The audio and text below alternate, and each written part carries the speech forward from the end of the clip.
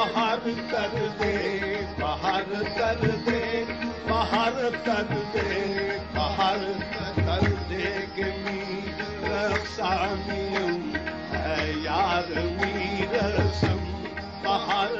सबसे पहली निस्बत तो ये है कि ये वासिफ साहब की महफिलों में भी शरीक होते हैं और वासिफ साहब के साथ टी हाउस में भी और दूसरी संगतों में जो थी लिटरेरी संगतें थी उनमें बैठते रहे। तसव्वुरात या ख्यालात भी है या यकीन भी है, उसमें दो असल में बड़े समझ ले कि राय है। उसमें एक है वहदतुल वजूद स्कूल कहते हैं, आप जानते होंगे, और एक वहदतुल शुहूद।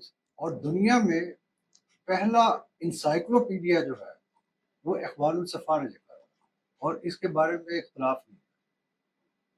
और ये तख्लीक के एतबार से एक बहुत बड़ा काम था। आप हिंदुस्तान के हवाले से बात करेंगे तो ये तकरीबन 13वीं सदी है और आपने देखा होगा कि आपके हमारे बच्चे जो है उनको पढ़ाया जाता है कि इस्लाम हिंदुस्तान में मोहम्मद बिन कासिम ने मुतारिफ करवाया और तारीख बताई जाती है 712।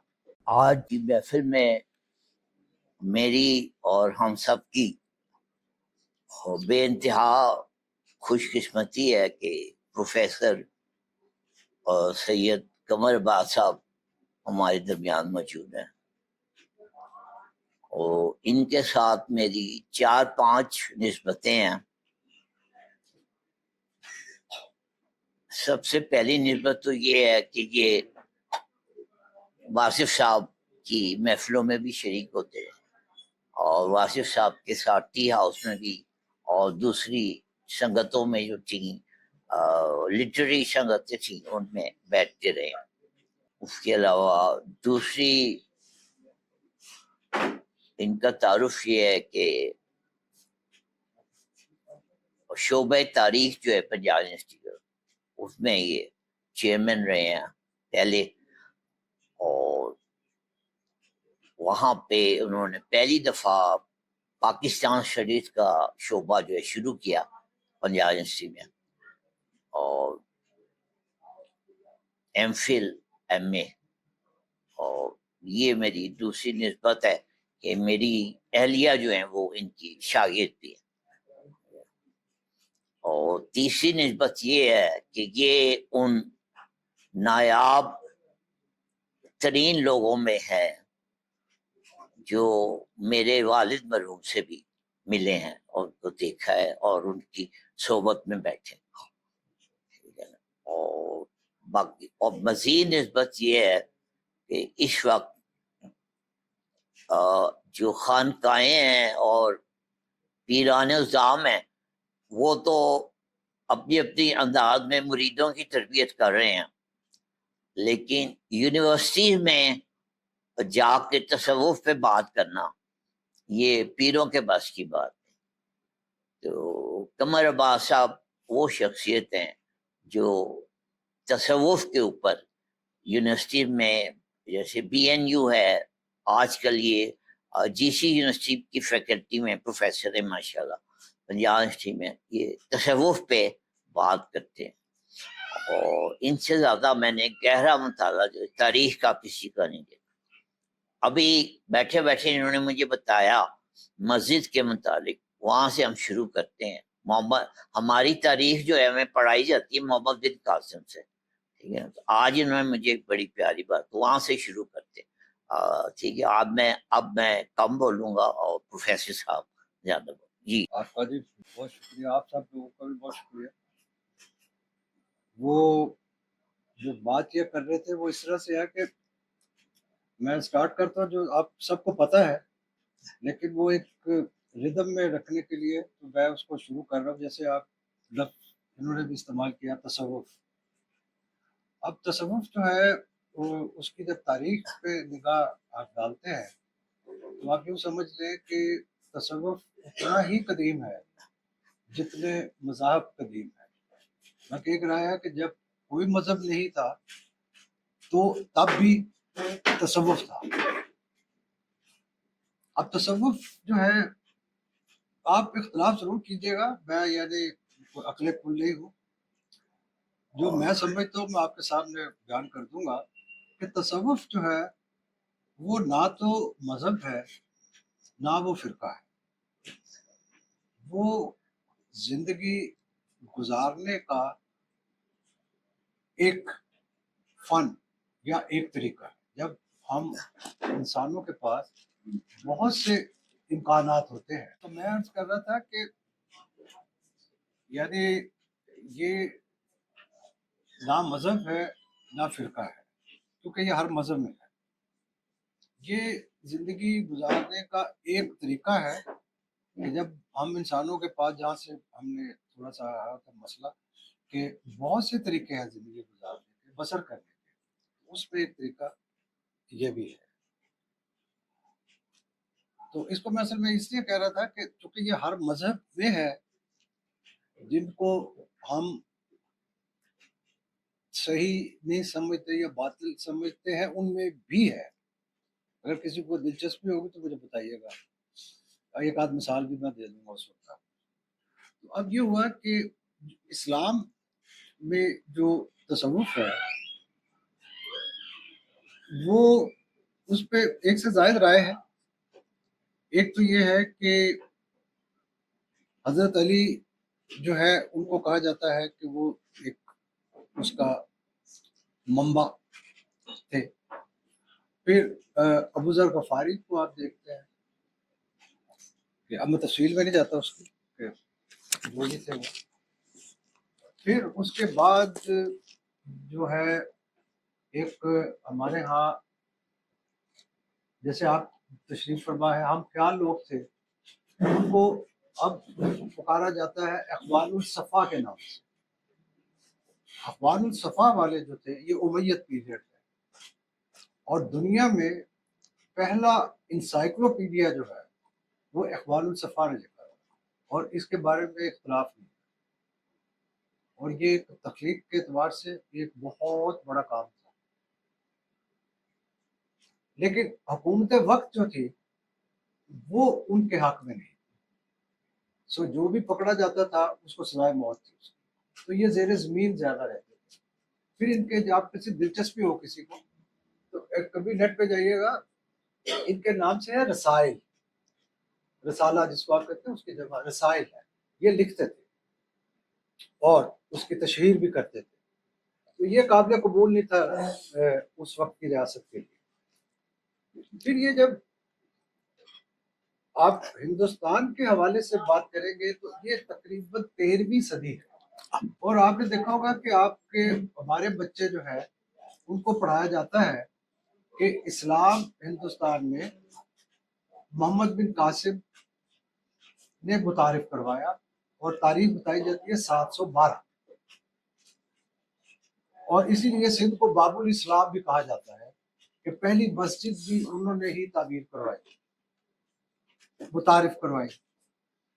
لیکن تاریخ جو ہے میں کورس کر رہا تھا کہ یہ بہت بے رحم مضمون ہے، یہ اپنے پرائے کسی کو نہیں چھوڑتا، اس کا ایک اپنا بہاؤ ہے۔ اب محمد بن قاسم، میں یہ نہیں کہہ رہا کہ وہ کوئی خدا را خواستہ برے تھے، میں اس پہ نہیں بات کر رہا، یا منفی نہیں، میں کرتا بھی نہیں کسی کے بارے میں۔ اسلام ہندوستان میں محمد بن قاسم سے بہت پہلے متعارف ہو چکا۔ یہ ایک ہندوستان میں سمندری، جس کو آپ کوسٹل ایریا کہتے ہیں، مالابار ہے، اور مالابار میں رہنے والے جو تھے ان کے قبیلے کا نام یا پکارا جاتا تھا موپلا۔ آپ نے پاکستان اسٹڈیز جو آپ جیسے نوجوان ہیں، یہ 1918-19 میں جب تحریک یہ جو کیا نام ہے خلافت تھی، جس میں گاندھی بھی سپورٹ آپ کو کر رہے تھے، تو ایک وقت میں انہوں نے اس پہ ودرا کر لیا تھا۔ وہ ہوا تھا کہ موپلا ریوولٹ ہوئی تھی مالابار میں، اور وہاں پر ایک پولیس کا تھانہ تھا جس کو جلا بھی دیا گیا، بہت احتجاج تھا۔ تو انہوں نے کہا کہ یہ میں برداشت نہیں کر سکتا۔ یہ لوگ نبی کریم صلی اللہ علیہ وسلم کی زندگی میں تشریف لے آئے اور نبی کریم صلی اللہ علیہ وسلم کی سے قبل بھی یا قبل از اسلام بھی عرب جو تھے وہ تجارت کی غرض سے ہندوستان میں آتے تھے. جب انہوں نے اسلام قبول کر لیا تب بھی وہ آتے رہے. تو پہلی سیٹلمنٹ جو ہے وہ ہے مالابار کے، آج بھی موکلا قبیلہ وہی، اور دوسرا علاقہ تھا گجرات جس میں عرب آئے. مالابار میں بھی اور گجرات میں دونوں جگہوں پہ مساجد ہیں. ان کا قبلہ وہ قدیم ہے. اب وہیں سے آپ اس کی تاریخ کا اندازہ لگا لیں کہ محمد بن قاسم سے بہت پہلے. دیکھیے محمد بن قاسم کی ایک کارنامہ اس کا ہے کہ یہاں پہ اس نے مسلم رول کی ابتدا 2 علاقوں میں رکھی. ہندوستان ہی فتح کیا تھا. اس نے کیا تھا سندھ، اس کے بعد آپ آجائے اچ اور ملتان، یہ 3 علاقے. باقی وہ کچھ نہیں فتح کر سکا. لیکن بہرحال یہاں حکومت قائم ہوئی، لیکن اسلام بحیثیت مذہب کے متعارف ہو چکا. اب 13ویں صدی سے میں آپ سے کہہ رہا تھا کہ وہ یہاں پر صوفیز کی آمد کا سلسلہ شروع. اب اس کو میں ترتیب میں نہیں لے کے جاتا، لیکن جو قدیم ہمارے پاس ہے وہ بھی صوفیز کی آمد جو ہے وہ ساؤتھ انڈیا میں ہے. اس طرف جو ناردن پارٹ میں شمالی ہندوستان میں ہوئی تو چشتیہ سلسلہ تقریباً پہلے تشریف لائے، اور ان کا تعلق جو تھا وہ تھا خراسان کے علاقہ. یہ ہے ایران اور افغانستان کے درمیان جو ہے، وسیع ہے ایریا. خراسان اس کو کہتے ہیں. تو خراسان میں ایک چھوٹی بستی تھی چشت کے نام سے. تو یہ جو اس کے بانی تھے عبدل، ان کا تعلق وہاں سے تھا. تو بعد میں پھر یہ وہ چشت سے چشتیہ ہو گیا. یہی جو ہے یہ باقی اچھا یہ سہروردی بھی جو ہے اتفاق ہے وہ بھی خراسان ہی کے تھے. وہ بھی ایک چھوٹا سا شہر تھا، بلکہ قصبہ سمجھ لے. اس کا نام بھی سہرورد تھا صرف. تو شہاب جو اس کے بانی تھے ان کا تعلق وہاں سے، تو پھر سہروردی ہو گیا سلسلہ. قادریہ جو ہے یہ تو آپ مصر سے شیخ عبد القادر جیلانی کے نام سے ہے. تو وہ یہ آپ سمجھ لیں یہ 3 سلسلے ہیں. چوتھا یہ میں جو ہے نا جو مین سٹریم ہے وہ ان کی بات کر رہا ہوں. ٹوٹل تو نمبر شاید ہم کاؤنٹ بھی نہ کر سکتے، یہ 22 سے بھی زیادہ ہے. پھر ڈبل نسبت بھی ہے. تو چوتھا جو ہے وہ نقش بندیہ ہے. اب نقش بندیہ اس لیے ہے کہ اس کی جو بانی تھے وہ پیشے کے اعتبار سے نقش بند تھے. جو یہ نقشے بناتے ہیں کپڑوں پہ کڑھائی کرنے سے پہلے، ٹھپا جن پنجابی کرنے ایسے، یا انگریزی میں بلاک پرنٹر کہتے ہیں، وہ ان کا پیشہ. تو نقش بندی جو ہے وہ یا نقش بند وہ اس نسبت سے ہے. لیکن ان کی آمد تو صوفیز آتے رہے، لیکن باقاعدہ جو ان کا ہے وہ 1600 عیسوی کے قریب ہے. یہ تقریباً آپ سمجھ لیں کہ اکبر کا دور ہے، مغل. اس سے پہلے 320 سال کا سلاطین دہلی کا بھی دور ہے. اب جب یہ تشریف لائے تو یہ جتنے بھی مطلب آپ سمجھ لیں سلسلے ہیں، یہ یہاں کی مادری زبانیں نہیں جانتے، بلکہ ان صوفیہ کی جو مادری زبانیں تھیں یا وہ عربی تھی یا وہ فارسی تھی، یا ہو سکتا ہے ایک آدھ کوئی ہو کہ جن کو کچھ تھوڑا آئیڈیا بھی ہو. تو جب آپ نے لوگوں سے گفتگو کرنی ہے تو آپ ان کا یقین تھا کہ ان کی زبان میں کرنی چاہیے. تو شروع میں ان صوفیہ نے، میں نقش بندیہ نہیں سلسلہ کر رہا، وہ آگے ہے ذرا، وہ ان کا تو ویسے بھی فارسی زبان تھی. تو انہوں نے کیا کیا کہ پہلے تو یہاں کی مقامی زبانیں سیکھی. ایک میں سمپل مثال دیتا ہوں کہ جب آپ چشتیہ کہتے ہیں تو یہ صرف اجمیر شریف کے گرد نہیں تھے، یہ ساری جگہوں پہ پھیلے ہوئے. جیسے بھی آپ دیکھیں گے کہ چشتیہ سلسلے کی نسبت جو ہے وہ سندھ میں بھی ہے، وہ خیبر پختونخوا میں بھی ہے، وہ بلوچستان میں بھی ہے۔ یعنی اگر ایک صوفی تشریف یہاں لے کے آئے اور دوسرے وہاں گئے تو انہوں نے وہاں کی مقامی زبان سیکھی، تو پھر اپنا پیغام جو ہے وہ اس پہ لوگوں تک پہنچایا۔ اس لیے جب آپ لٹریچر کی جا کبھی دیکھیے گا کسی نیٹ پہ بھی کہ ان صوفیوں کا بارے میں اعتراف ہے کہ جو مقامی زبانوں کے فروغ میں ان کا بہت اہم کردار ہے، وہ زبانوں کو فروغ حاصل۔ اس میں آپ دیکھیں آپ کے پاس شاعری کا ایک ذخیرہ ہے جو ان کے اپنے کلام تھے، اور کسی نے بھی اس کو فارسی استعمال ہوا کہیں کہیں، لیکن زیادہ تر انہوں نے مقامی زبانوں میں شاعری کی۔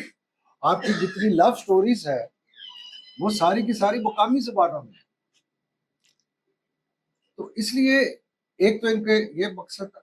پھر جب یہاں پہ آئے تو یہ سلسلے جو پہلے میں نے 3 نام لیے، چشتیہ، سہروردیہ اور قادریہ، یہ جو تصوف ہے اس پہ مختلف یعنی تصورات یا خیالات بھی ہے یا یقین بھی ہے۔